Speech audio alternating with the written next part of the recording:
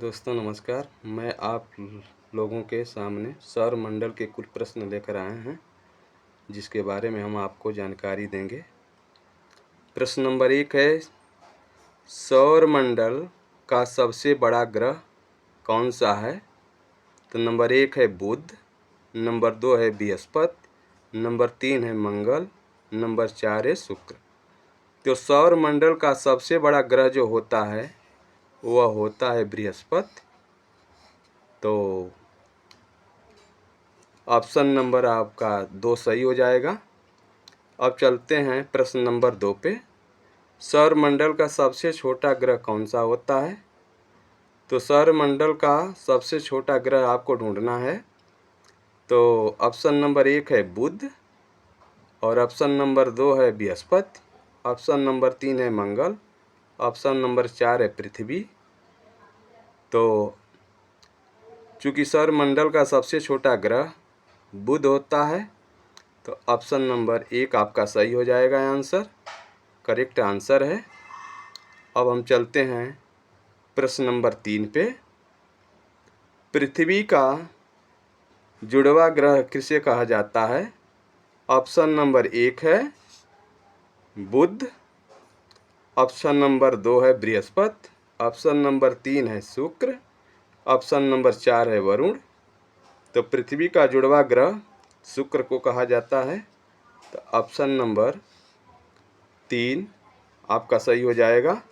Option number 2 3 कह रहे हैं, ऑप्शन नंबर 2 अर्थात शुक्र जो होता है वह जुड़वा ग्रह कहा जाता है पृथ्वी का। अब हम चलते हैं प्रश्न नंबर 4 पे। प्रश्न नंबर 4 है, लाल ग्रह किसे कहा जाता है?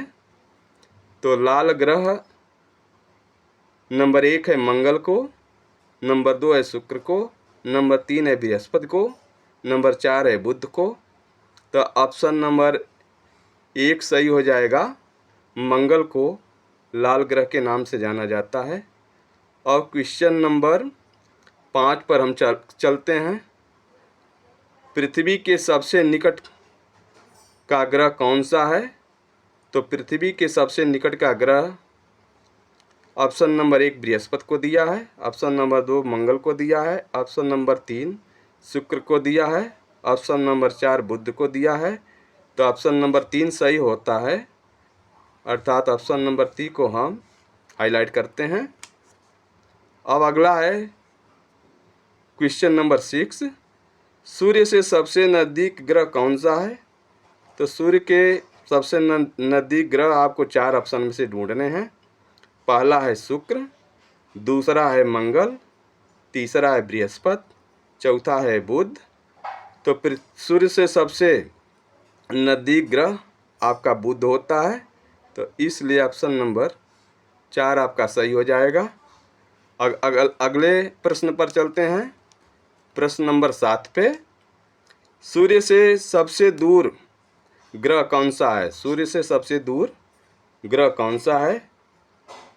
ऑप्शन नंबर 1 पृथ्वी, ऑप्शन नंबर 2 वरुण, ऑप्शन नंबर 3 शुक्र, ऑप्शन नंबर 4 मंगल। तो ऑप्शन नंबर 2 आपका सही हो जाएगा आंसर, अर्थात हाईलाइट करते हैं ऑप्शन नंबर 2 को, वरुण सही आपका आंसर होगा। अब हम चलते हैं अगले प्रश्न की तरफ।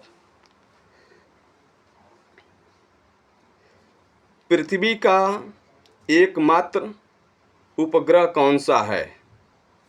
पृथ्वी का एकमात्र उपग्रह कौन सा है? तो ऑप्शन नंबर 1 है बुध, ऑप्शन नंबर 2 है चंद्रमा, ऑप्शन नंबर 3 है मंगल, ऑप्शन नंबर 4 है सूर्य। तो पृथ्वी का एकमात्र उपग्रह जो होता है चंद्रमा होता है। तो ऑप्शन नंबर 2 आपका सही हो जाएगा। अब प्रश्न नंबर 9 पर चलते हैं। किस ग्रह का घूर्णन काल सबसे लंबा है? ऑप्शन नंबर 1 पृथ्वी है, ऑप्शन नंबर 2 बृहस्पति है, ऑप्शन नंबर 3 शुक्र है, ऑप्शन नंबर 4 मंगल है। तो चूंकि पृथ्वी ग्रह का घूर्णन काल सबसे लंबा होता है, जिस ग्रह का घूर्णन काल सबसे लंबा होता है वह होता है शुक्र। तो ऑप्शन नंबर 3 आपका सही आंसर हो जाएगा। अब प्रश्न नंबर 10 पर हम चलते हैं। नीला ग्रह किसे कहा जाता है? ऑप्शन नंबर 1 है बुध को, ऑप्शन नंबर 2 है पृथ्वी को, ऑप्शन नंबर 3 है मंगल को, ऑप्शन नंबर 4 है बृहस्पति को। तो पृथ्वी को चूंकि नीला ग्रह किया जाता है, इसलिए ऑप्शन नंबर 2 आपका सही हो जाएगा। अब हम चलते हैं अगले प्रश्न की तरफ। प्रश्न नंबर 11, पृथ्वी का आकार कैसा है? ऑप्शन नंबर 1 है अंडाकार, ऑप्शन नंबर 2 है चपटा गोला, और ऑप्शन नंबर 3 है वृत्ताकार, ऑप्शन नंबर 4 है लंबाकार गोला। तो ऑप्शन नंबर 2 सही हो जाएगा। पृथ्वी का आकार चपटा गोला है। तो आपका करेक्ट आंसर ऑप्शन नंबर 2 होगा। अब प्रश्न नंबर 12 पर चलते हैं। कौन सा ग्रह सबसे अधिक उपग्रहों वाला है? कौन से ग्रह के सबसे ज़्यादा उपग्रह होते हैं? तो इसके बारे में हम जानकारी करते हैं। ऑप्शन नंबर 1 शनि, ऑप्शन नंबर 2 बुध, ऑप्शन नंबर 3 वरुण, ऑप्शन नंबर 4 पृथ्वी। तो शनि के सबसे अधिक उपग्रह हैं, तो ऑप्शन नंबर 1 आपका सही आंसर हो जाएगा। अब चलते हैं प्रश्न नंबर 13 पे। पृथ्वी की परिक्रमा करने में चंद्रमा कितना समय लेता है? यानी पृथ्वी का परिक्रमा करने में चंद्रमा को कितना समय लगता है? तो ऑप्शन नंबर 1 है लगभग 28.3 दिन, अर्थात 28 दिन 3 घंटे। ऑप्शन नंबर 2 है लगभग 26.3 दिन, ऑप्शन नंबर 3 है लगभग 25.3 दिन, ऑप्शन नंबर 4 है लगभग 27.3 दिन। तो 27 दिन 3 ऑप्शन सही है। तो आपका ऑप्शन नंबर 4 सही हो जाएगा आंसर। अब प्रश्न नंबर 14 पर चलते हैं। किस ग्रह का घूर्णन सबसे तेज है? कौन ग्रह ऐसा है जो सबसे तेज घूमता है? तो ऑप्शन नंबर 1 है बुध, ऑप्शन नंबर 2 है मंगल, ऑप्शन नंबर 3 है बृहस्पति, ऑप्शन नंबर 4 है शनि। तो बृहस्पति सबसे तेज घूमता है, तो ऑप्शन नंबर 3 आपका सही आंसर हो जाएगा। अब प्रश्न नंबर 15 पर चलते हैं। सौरमंडल का सबसे गर्म ग्रह कौन सा है? ऑप्शन नंबर 1 शनि, ऑप्शन नंबर 2 शुक्र, option number 3 Brihaspati, option number 4 बुध।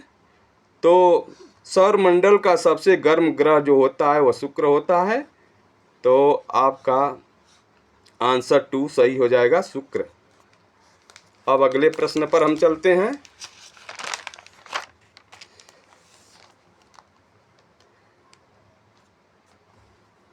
प्रश्न नंबर 16 है। सूर्य का मुख्य घटक क्या है? नंबर 1 नाइट्रोजन और हीलियम, नंबर 2 है कार्बन और हीलियम, नंबर 3 है हीलियम और मीथेन, नंबर 4 है हाइड्रोजन और हीलियम। चूँकि सही आंसर आपका हाइड्रोजन और हीलियम है, तो ऑप्शन नंबर 4 आपका सही आंसर हो जाएगा।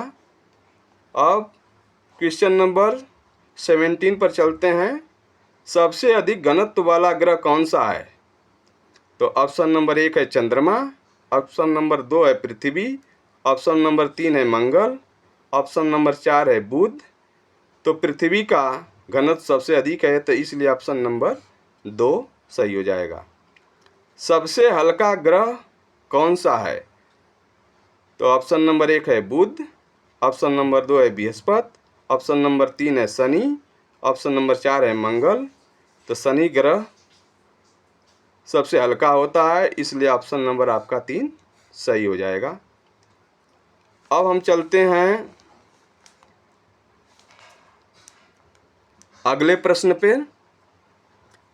किस ग्रह पर वायुमंडल नहीं है? किस ग्रह पे वायुमंडल नहीं है? तो उसके बारे में हम जानकारी प्राप्त करते हैं। ऑप्शन नंबर 1 है शनि, ऑप्शन नंबर 2 है मंगल, ऑप्शन नंबर 3 है बुध, ऑप्शन नंबर 4 है बृहस्पति। तो बुध पर वायुमंडल नहीं है, तो इसलिए ऑप्शन नंबर 3 आपका सही आंसर हो जाएगा। अब क्वेश्चन नंबर 20 पर हम चलते हैं। पृथ्वी का सबसे निकटतम तारा कौन सा है? पृथ्वी का सबसे निकटतम तारा कौन सा है? ऑप्शन नंबर 1 है शुक्र, ऑप्शन नंबर 2 है सूर्य, ऑप्शन नंबर 3 है वरुण, ऑप्शन नंबर 4 है शनि। तो पृथ्वी का सबसे निकटतम तारा सूर्य है, तो इसलिए ऑप्शन नंबर 2 आपका सही आंसर हो जाएगा। अब अगले प्रश्न पर चलते हैं। प्रश्न नंबर 21, भारतीय उपग्रह प्रक्षेपण केंद्र कहाँ पर स्थित है? Number 1 Indore, number 2 Karnataka, number 3 Andhra Pradesh, number 4 Bangalore. तो ऑप्शन नंबर 3 सही है, आंध्र प्रदेश में यह है भारतीय उपग्रह प्रक्षेपण केंद्र, और श्रीहरिकोटा में है आंध्र प्रदेश के स्थान में। आंध्र प्रदेश है और श्रीहरिकोटा स्थान का नाम है। तो ऑप्शन नंबर 3 आपका सही आंसर हो जाएगा। सूर्य का प्रकाश पृथ्वी पर पहुंचने में कितना समय लेता है? यानी सूर्य की जो किरण चलती है पृथ्वी के लिए, उसको कितना समय लगता है पृथ्वी तक आने में? ऑप्शन नंबर 1 है 10 मिनट 8 सेकेंड, ऑप्शन नंबर 2 है 8 मिनट 20 सेकेंड, ऑप्शन नंबर 3 है 8 मिनट 40 सेकेंड, ऑप्शन नंबर 4 है 10 मिनट 20 सेकेंड। तो चूंकि सूर्य का प्रकाश पृथ्वी पर पहुंचने में 8 मिनट 20 सेकेंड लेता है, तो ऑप्शन नंबर 2 आपका सही आंसर हो जाएगा। अब हम चलते हैं क्वेश्चन नंबर 23 पे। चंद्रमा पर गुरुत्वाकर्षण बल पृथ्वी की तुलना में कितना है? तो चंद्रमा पर गुरुत्वाकर्षण बल कितना है उसको हमको पहचानना है।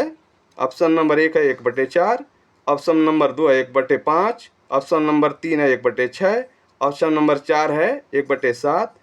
तो पृथ्वी चंद्रमा पर गुरुत्वाकर्षण बल पृथ्वी की तुलना में 1/6 होता है, तो इसलिए ऑप्शन नंबर 3 आपका सही आंसर हो जाएगा।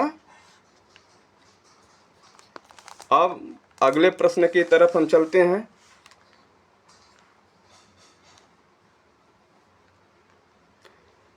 प्रश्न नंबर 24, सौरमंडल का सबसे ठंडा ग्रह कौन सा है?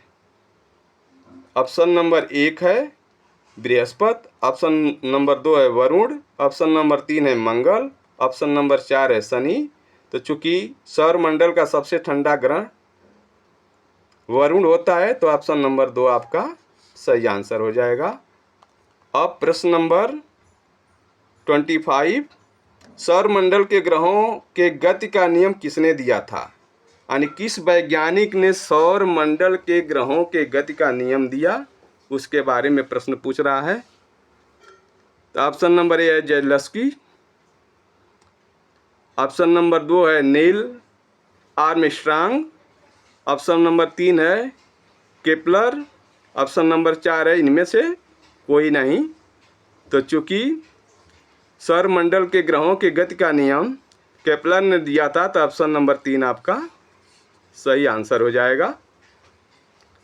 अब प्रश्न नंबर है 26, चंद्रमा पर पहला कदम रखने वाला व्यक्ति कौन थे? चंद्रमा पर पहला कदम किसने रखा था? तो ऑप्शन नंबर 1 है नील आर्मस्ट्रांग, दूसरा है केपलर, नंबर 3 है कल्पना चावला, नंबर 4 है राकेश शर्मा। तो ऑप्शन नंबर 1 आपका सही आंसर है।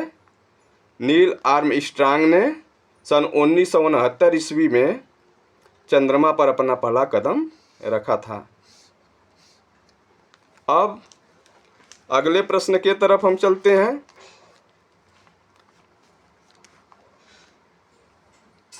27 पे, पृथ्वी की धुरी कितने डिग्री पर झुकी हुई है? यानी पृथ्वी कितने डिग्री के पर झुकी हुई उसके बारे में प्रश्न पूछ रहा है। देखते हैं। ऑप्शन नंबर 1 है 22.5 अंश डिग्री पे, और ऑप्शन नंबर 2 है 23.5 अंश डिग्री पे, ऑप्शन नंबर 3 है 22/1/4 डिग्री पे, और चौथा ऑप्शन है 23/1/4 डिग्री पे। तो आपका करेक्ट आंसर 2 है, अर्थात 23.5 अंश डिग्री पर आपकी पृथ्वी की धुरी है, झुकी हुई है। अब प्रश्न नंबर हम चलते हैं 28 पे। प्लूटो को कब बौना ग्रह घोषित किया गया था, इसके बारे में हमें ढूंढना है। ऑप्शन नंबर 1 2004 में, ऑप्शन नंबर 2 2005 ईस्वी में, ऑप्शन नंबर 3 2006 ईस्वी में, ऑप्शन नंबर 4 2007 ईस्वी में। तो करेक्ट आंसर आपका 2006 हो जाएगा, इसलिए आंसर आपका थर्ड सही उत्तर होगा। अब चलते हैं 29 पे। पृथ्वी पर दिन रात किस कारण से होते हैं? नंबर 1 है सूर्य के घूर्णन से, नंबर 2 है चंद्रमा के घूर्णन से, नंबर 3 है चंद्रमा और सूर्य दोनों के घूर्णन से, नंबर 4 है पृथ्वी के घूर्णन से। तो पृथ्वी जब घूमती है तब भी पृथ्वी पर दिन और रात होते हैं, इसलिए ऑप्शन नंबर 4 आपका सही आंसर हो जाएगा। अब है हैली धूमकेतु कितने वर्षों बाद दिखाई देता है? तो हैली धूमकेतु के लिए देखना है कि कितने वर्षों के बाद दिखाई देता है। ऑप्शन नंबर 1 है 76 वर्ष बाद, ऑप्शन नंबर 2 है 75 वर्ष बाद, ऑप्शन नंबर 3 है 74 वर्ष बाद, ऑप्शन नंबर 4 है 73 वर्ष बाद। तो हैली धूमकेतु हमें दिखाई देता है 76 वर्ष बाद, ऑप्शन नंबर 1 सही हो जाएगा। अब है अगला प्रश्न 31। हवाई जहाज किस मंडल में उड़ता है? जो हवाई जहाज उड़ती है उस किस मंडल में उड़ती है? तो क्षोभ मंडल में दिया है। क्षोभ मंडल में उड़ नहीं सकता क्योंकि प्राकृतिक ज़्यादातर घटनाएं क्षोभ मंडल में होती हैं। नंबर 2 दिया है समताप मंडल, यह बिल्कुल शांत मंडल होता है। हवाई जहाज को उड़ने के लिए सबसे कारगर यही होता है। मध्यमंडल, मध्यमंडल भी सही ऑप्शन नहीं है। वायुमंडल, तो ऑप्शन नंबर 2 आपका सही आंसर हो जाएगा। हवाई जहाज अगर उड़ाया जाता है तो समताप मंडल में उड़ाया जाता है। इस प्रकार से जो हम आपके सामने 31 क्वेश्चन लेकर के आए थे वह समाप्त हुए। अगर मेरी वीडियो आपको अच्छी लगे तो लाइक करें और शेयर करें और सब्सक्राइब करें चैनल को। जय हिंद, जय भारत।